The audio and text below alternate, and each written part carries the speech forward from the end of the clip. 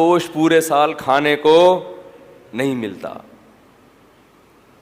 اتنا گوشت بکرے کا بھی ہے, دمبے کا بھی ہے, ٹھیک ہے, اور اونٹ کا بھی ہے, اور پھر چانپیں بھی ہیں, پائے بھی ہیں.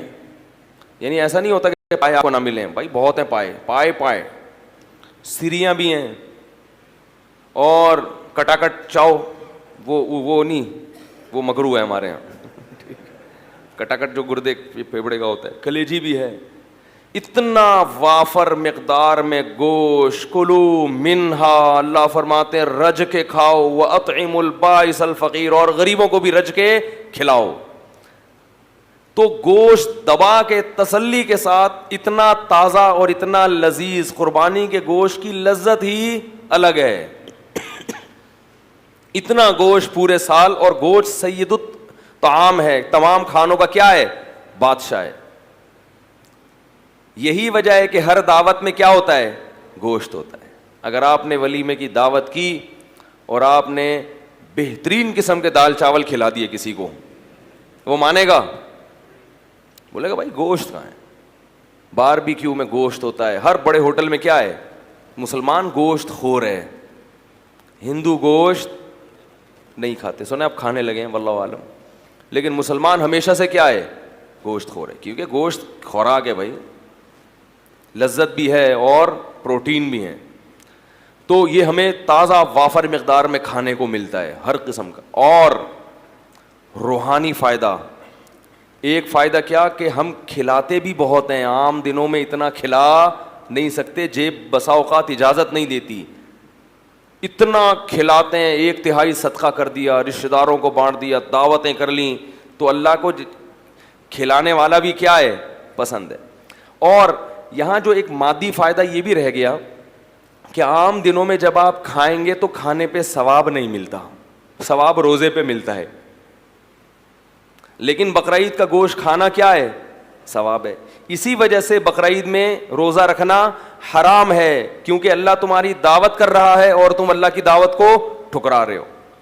تو اس سے زیادہ نفیس کھانا, عزت والا کھانا ہو سکتا ہے کہ اللہ اس جانور کو کس کی طرف منسوب کر رہے ہیں, میرا یہ, اور میں تمہیں کھلا رہا ہوں. کھلاتا تو پورے سال اللہ ہے, لیکن اس کی نسبت اللہ نے کس کی طرف کی, اپنی طرف, کہ یہ میرا جانور ہے, میرے نام پہ قربان کیا تو مجھے دے دیا, مجھے گفٹ کر دیا ہے.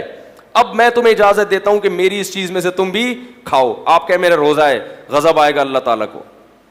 تو وہ کھانا بھی معمولی کھانا نہیں ہے. وہ کون کھلا رہا ہے, اللہ کی طرف نسبت ہے. اللہ کی ضیافت, اللہ نے میزبانی کی ہے مسلمانوں کی. تو اس کا کیا مزہ ہے بھائی, اس کو تو پھر کباب بنا بنا کے ٹھوسو. اور دوسرا روحانی فائدہ, یہ تو جسمانی فائدے ہو گئے. دوسرا روحانی فائدہ کیا, صدقات و خیرات. اور ایک بہت سب سے بڑا فائدہ کیا کہ ابراہیم علیہ السلام کی یاد ہم نے تازہ کر دی. ان کی سنت کو زندہ کرنے کے لیے ہم نے جانور کیا کیا ہے, قربان کیا. لہذا ہر ایک بال پر اللہ ہمیں نیکی دے رہا ہے.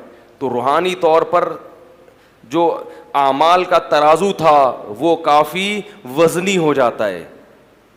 نبی نے فرمایا کہ اللہ کو بقرعید کے دن جانور کا خون بہانے سے زیادہ کوئی عمل محبوب نہیں ہے. اور یہ دیوانگی ہے کہ مال کو ضائع کر دو اللہ کے لیے.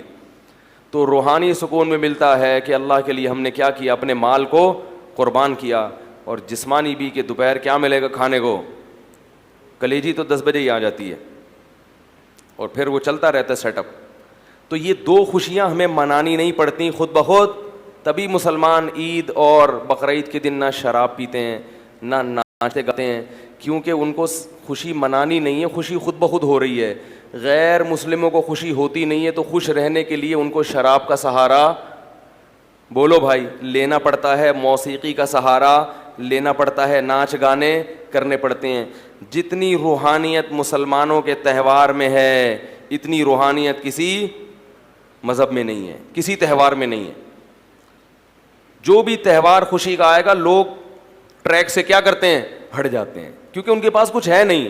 ہمیں اللہ اس کے رسول نے خود بتا دیا, ہمیں ہٹنے کی ضرورت نہیں. اس لیے کہ عید کے دن کھانے کی اجازت مل جانا یہی بہت ہے. بھائی کھائیں گے آج, بس یہ کافی ہے, ہمیں اسی سے بہت خوشی ہو گئی. روٹی کھائیں گے, پراٹھا کھائیں گے صبح اٹھ کے, بہت دنوں سے نہیں کھایا, تو یہی خوشی بہت ہے. تو اس لیے میرے بھائی قرآن مجید میں اللہ تعالیٰ کا ارشاد ہے فطرت اللہ التی فطر الناس علیہا، اسلام وہ دین فطرت ہے جس پہ اللہ نے لوگوں کو پیدا کیا.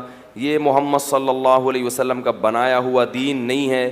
کوئی انسان اس قابل نہیں ہوتا کہ وہ اتنی سی عمر میں بغیر کسی یونیورسٹی میں پڑھے ایک ایسا دین دنیا کو دے کے چلا جائے جس کے مقابلے میں کھڑے ہونے کے لیے کوئی تیار نہ ہو. تو اسلام کا رمضان بھی اسلام کے برحق ہونے کی دلیل، رات کی تراویح بھی اسلام کے برحق ہونے کی دلیل، اور مسلمانوں کے تہوار بھی اسلام کے برحق ہونے کی دلیل.